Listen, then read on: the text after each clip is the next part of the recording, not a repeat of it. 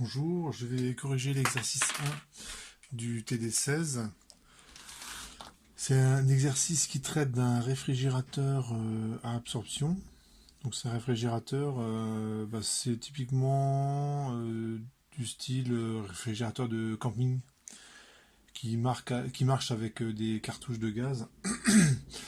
Ça veut dire que vous brûlez du gaz. Donc c'est-à-dire dans la machine quelque part il y a un brûleur.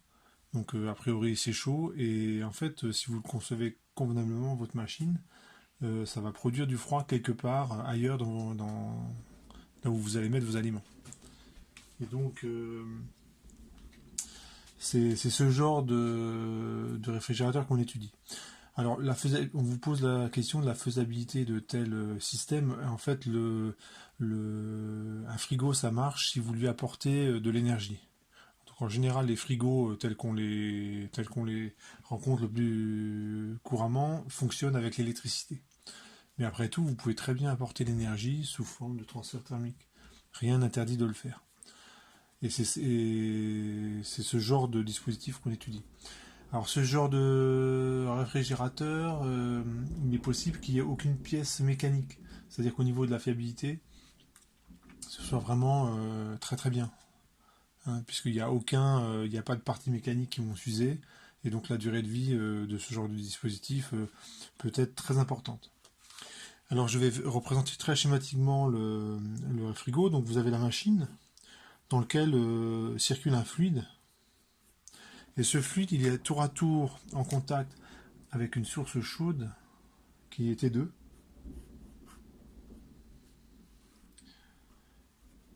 et qui donne le transfert thermique Q2 à la machine. Vous avez une source froide à la température T1 et qui donne le transfert thermique Q1. Donc vous notez toujours l'orientation vers le système. Le système, c'est mon fluide qui est dans ma machine. Et enfin, vous avez une troisième source à la température extérieure qui donne un transfert thermique QE au système. Et il n'y a pas de travail mécanique. Donc, alors on vous raconte un peu le fonctionnement. Donc, initialement à l'état gazeux, il est comprimé grâce à un compresseur. Il est refoulé dans un serpentin. Ouais. Donc c'est ce que je disais. En fait, on remplace le travail mécanique dû à un moteur électrique par une source chaude. Donc après, on vous demande pas comment va marcher le compresseur qui va comprimer le fluide frigorifique, qui va ensuite être en contact avec l'extérieur pour évacuer ses calories. Puis après, on met un détendeur. Donc le gaz se refroidit et passe auprès des aliments et refroidit. Alors je vais écrire le premier principe sur un cycle de la machine. Et je sais que ça fait 0. Parce que l'énergie interne est une fonction d'état. Donc si la machine revient dans son état initial, l'énergie interne c'est la même. Et donc ça fait 0. Mais ça vaut aussi Q1 plus Q2 plus QE. Peu importe l'ordre dans lequel le fluide rencontre les différentes sources, du moment que sur un cycle, on est passé par les trois. Je vais également écrire le second principe, ou bilan anthropique. Donc delta S sur un cycle, ça vaut aussi 0 parce que S, c'est une fonction d'état. Donc sur un cycle, sa variation est nulle, et donc c'est Q1 sur T1, l'entropie est changée, avec le thermostat 1 plus Q2 sur T2 plus QE sur TE, plus l'entropie créée qui est supérieure ou égale à 0 et qui est nulle lorsque le fonctionnement est réversible, et ça vaut 0. J'ai déjà marqué ici, bon, je le répète ici. À partir de là, on définit l'efficacité, bon, je l'appelle état, de mon réfrigérateur. Donc ce que j'attends, c'est qu'il refroidisse les aliments. C'est-à-dire, c'est Q1. Moi, ce que je veux, ce qui m'intéresse, c'est Q1. C'est de combien j'arrive à soutirer de calories à mes aliments pour les garder au frais. Et l'énergie coûteuse, c'est Q2. hein, c'est l'énergie que je dois fournir par la source chaude pour faire fonctionner mon frigo. C'est là que ça me coûte de l'argent en fait. Bon, j'encadre cette définition. Et mon objectif, c'est à partir de ces trois équations, de me débarrasser de tous les transferts thermiques et avoir que T1, T2 et TE. Donc ce que je peux faire dans mon calcul, je vais supposer un fonctionnement réversible. On suppose un fonctionnement réversible. Donc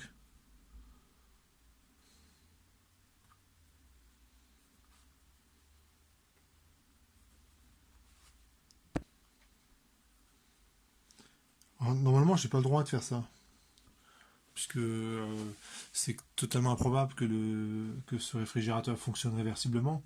Mais en fait, je sais très bien que l'efficacité que je vais calculer avec ça, ce sera forcément l'efficacité maximale. C'est obligé.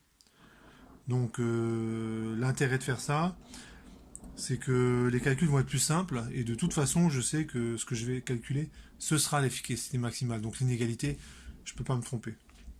Donc ça simplifie, en fait, je simplifie énormément les calculs. Alors, une fois que j'ai dit ça, je vais, de façon de présenter le calcul, je vais écrire les trois équations, donc Q1 plus Q2 plus Q égale 0, Q1 sur T1 plus Q2 sur T2 plus QE sur TE égale 0. Et je vais maintenant, et la définition de l'efficacité. Et quand j'ai ça, l'idée c'est de prendre une variable, de l'isoler et de la remplacer. Donc je vais commencer par isoler QE et je vais le remplacer là-dedans.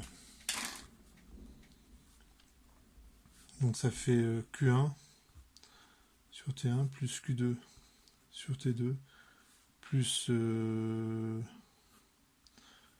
moins Q1 moins Q2 sur TE égale à 0, état égale Q1 sur Q2. Et quand je suis arrivé là, j'ai quasiment fini, parce que je vais rassembler les Q1, je mets en facteur, je rassemble les termes en Q2, je mets en facteur Q2, et j'aurai très facilement Q1 sur Q2. Donc ça nous donne quoi? Q1, 1 sur T1, moins 1 sur TE, égale Q2, 1 sur TE, moins 1 sur T2. Donc là, il faut faire attention aux signes. Là, j'ai juste fait une réécriture. Et donc Q1 sur Q2, en fait, le Q2, je le mets ici, au dénominateur. Et ce terme-là passe au dénominateur. Et donc j'ai mon expression. Q1 sur Q2, ça fait 1 sur TE, moins 1 sur T2, divisé par 1 sur T1, moins 1 sur TE.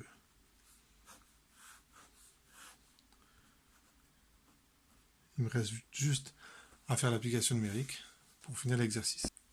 Voilà, j'ai fini l'application numérique et je trouve 1,89, allez j'arrondis à 1,9. Bon, c'est pas une efficacité extraordinaire, puisque pour un réfrigérateur, on peut espérer bien mieux, mais ça c'est parce que quand on utilise comme source d'énergie de la chaleur, en général, ce n'est pas une énergie, on va dire, de haute qualité. Hein, c'est-à-dire qu'on ne peut pas faire ce qu'on veut avec. C'est-à-dire qu'il faut d'abord, par exemple, si avec de la chaleur, avoir du travail, on sait que le rendement n'est pas bon, et bien là vous avez la parfaite illustration. Hein, c'est-à-dire que le même frigo, vous remplacez la source chaude par un moteur électrique, et le rendement c'est plus 2, mais c'est, enfin plus 1,9, mais ça va être 3, 4, 5 pour l'efficacité. Et c'est bien meilleur. Voilà, donc normalement j'ai répondu à toutes les questions.